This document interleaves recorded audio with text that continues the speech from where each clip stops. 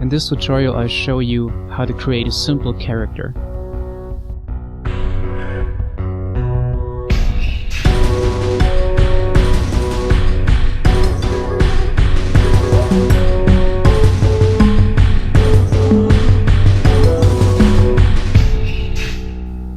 For this you need a character already created.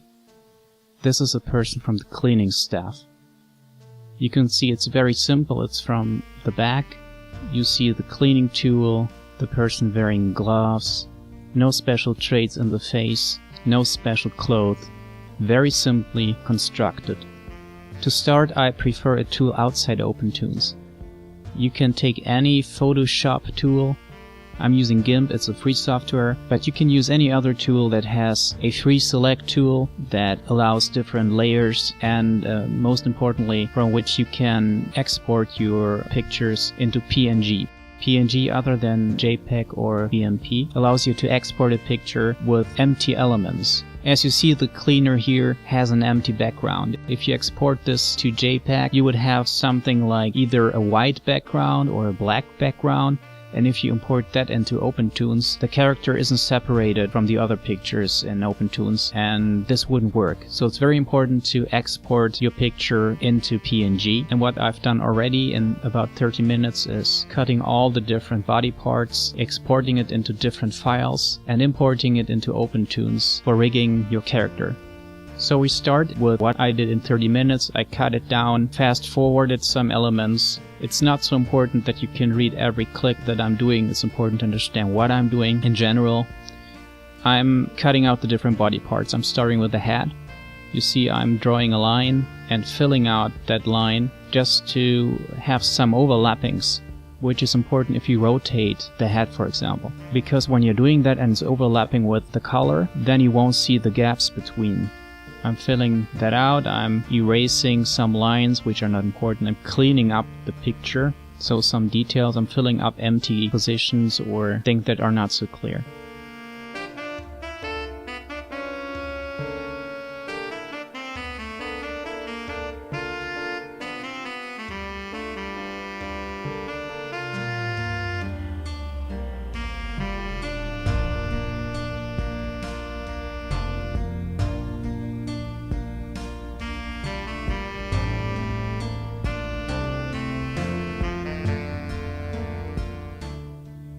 Okay, let's export that into a PNG file somewhere on your hard drive where you can find it.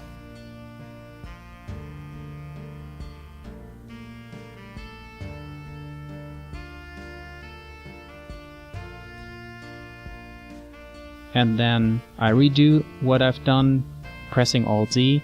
Here the picture comes back, you see the color overlapping. This is the cleaning tool. I already drew it on a separate layer, so I'm exporting that.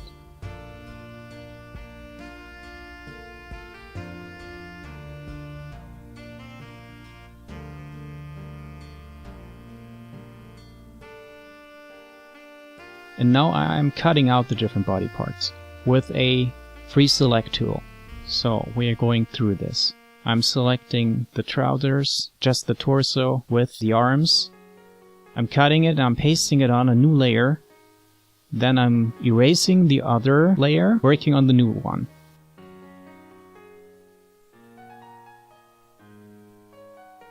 Again, I'm selecting parts of the torso, moving it down just to have some overlappings. I'm redrawing the new elements, I'm erasing what I don't need for the torso. I don't need the legs for it. I'm redrawing the lines, closing everything, and saving it, exporting it into PNG again.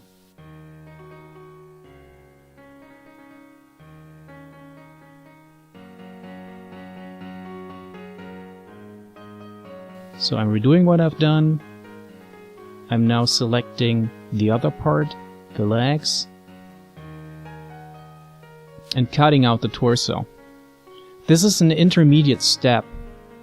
I'm refining it afterwards. I'm cutting out the left leg, the right leg, the upper right leg, the upper left leg, down right, down left, etc. Every single part of the body which has bone connections.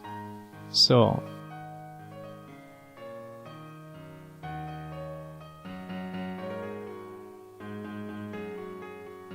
I opened the legs, and now I'm cutting out the left leg. Again, some overlappings are very important if you rotate the leg, so you don't see any gaps. I'm cutting out the left leg, copying out a different layer, erasing the other layer, and exporting it.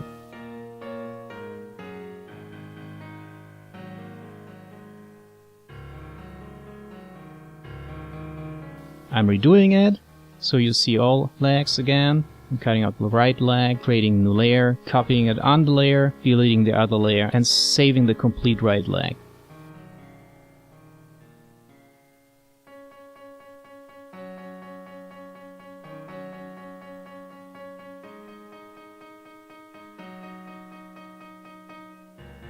I'm opening the torso, which is more than the torso, but I only want to have the torso without the arms, so I'm cutting out the torso. I don't need to be so detailed on the empty parts, on the empty background, because it's recognized by the tool. Cutting out the torso, and again, creating a separate layer, pasting on the new layer, and deleting the other one, saving the torso, etc. We're doing this for all parts. The upper arm, the lower arm. I don't do this for the hands in this case because the cleaner wears gloves, so I don't need to be very detailed with the hands, but I'll create a mesh in OpenToonz later and a skeleton that I could move the hands a little if I needed to.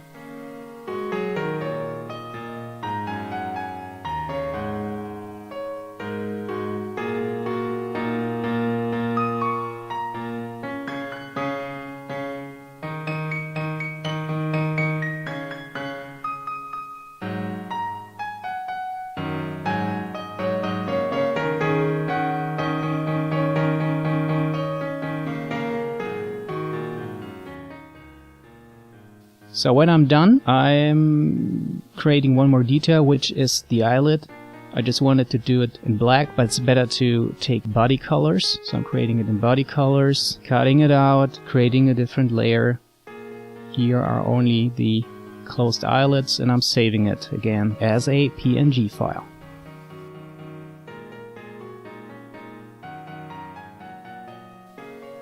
Okay, the same with the eyebrow. If I want to move the eyebrows. And I'm importing everything into OpenToonz. So I'm opening OpenToonz and opening the different files that I've just created. So make sure that the layers are in the correct order. In this case it wasn't, so I needed to change them. The cleaning tool needed to be behind the cleaner, so I changed that. Then the eyelid needed to be on top of everything, so I shifted it to the right, etc. So this is a very short overview. I'm not going too much into details. Okay, now the rigging. I'm creating different nodes in the stage schematic. So make sure everything is connected to the torso, pretty much. So the upper right arm is connected to the torso, the upper left arm is connected to the torso. The lower joints are connected to the upper joints. So I'm building this. You'll see in a minute how it looks when it's done.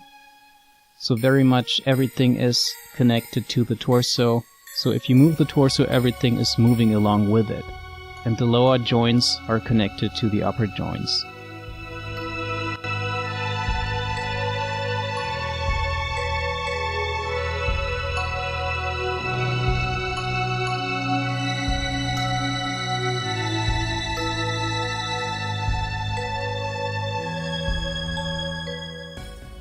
So once we've done that, I'm creating the mesh for the hands. First of all, I'm creating a mesh for the lower joint. Here it's the lower left joint. And I'm introducing a skeleton, and if I move it, it's only the tip of the lower joint that is moving, which is the hand. I don't know if I'm using this for my animation, but in case I want to, it's easier to do it right away than to set up it later at a later stage, which is more difficult. You only need to know what you're using your character for. Sometimes you don't need to have so much detail, and it's time saving if you know that already, but it isn't if you need it at a later point in time. So really plan your character, or plan the action. You should do that anyways, because as you know, it's a very tedious work, like setting up the character itself. Okay, now I'm defining the rotation points for the different joints. Here for the upper right arm, You see, I'm testing it, I'm rotating and looking if everything works alright. If it doesn't, I reset the center. Here I'm setting the center for the lower left leg. It's not very sensible to do it because it doesn't look very right to use in that way. Maybe one can use little position shifts, but doesn't look too right to move in that way, maybe just a little. But it's good to correct the posture a little. And I'm using this character for some action, so he needs to move a little.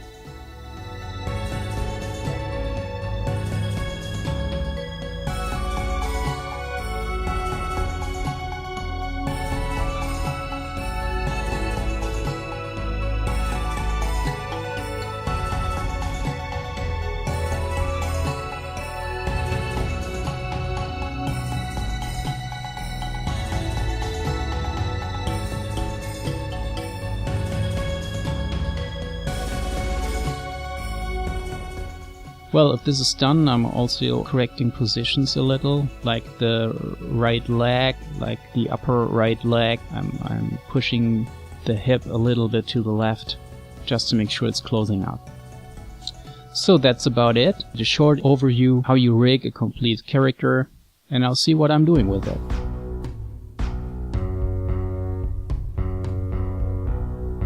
Thank you for watching this video, and keep going.